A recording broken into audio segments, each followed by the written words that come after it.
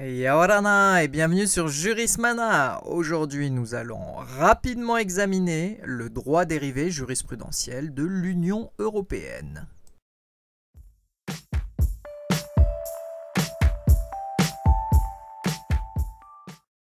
La Cour de justice de l'Union européenne et le Tribunal de l'Union européenne veillent à ce que la législation européenne soit interprétée et appliquée uniformément dans tous les États membres.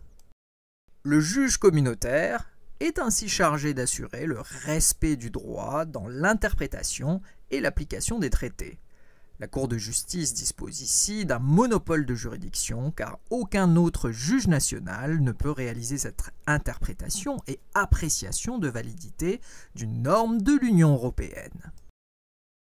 S'il est difficile d'être exhaustif, il faut préciser que l'apport de cette jurisprudence a été décisif dans plusieurs domaines, dont tout d'abord l'interprétation téléologique des traités, c'est-à-dire par rapport à leurs objectifs.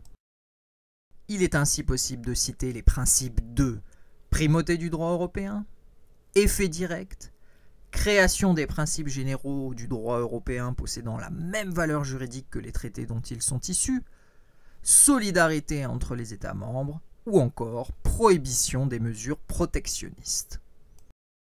Il faut noter que les décisions des juridictions de l'Union européenne sont très longues et fondée sur la culture de transparence et de persuasion pédagogique allemande.